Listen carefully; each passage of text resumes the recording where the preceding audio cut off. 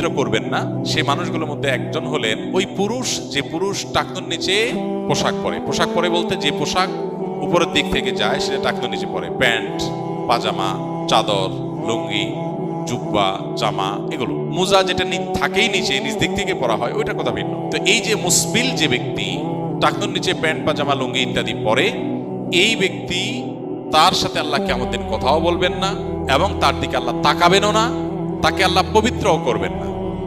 এই তিনটা ভয়াবহতা এই ব্যক্তির জন্য আছে, যে ব্যক্তি টাকনুর নিচে প্যান্ট, পাজামা, লুঙ্গি পরে। আমাদের দেশে অনেকে আছেন মসজিদে নামাজ পড়তে আসলে তখন প্যান্ট ভাঁজ করে। অনেক মসজিদে মুয়াজ্জিনরা মাইকে বলেনও যে টাকনুর নিচে যাদের প্যান্ট আছে প্যান্টগুলো উঠায় নেন। 2 নম্বর হলেন ওই ব্যক্তি, যে ব্যক্তি কাউকে দান করে খোঁটা দেয়, অথবা যাকে দান করেছেন তাকে নানার কথা দিয়ে কষ্ট দেয়। দান করেছেন, আল্লাহর কাছে আশা করবেন এর বিনিময়।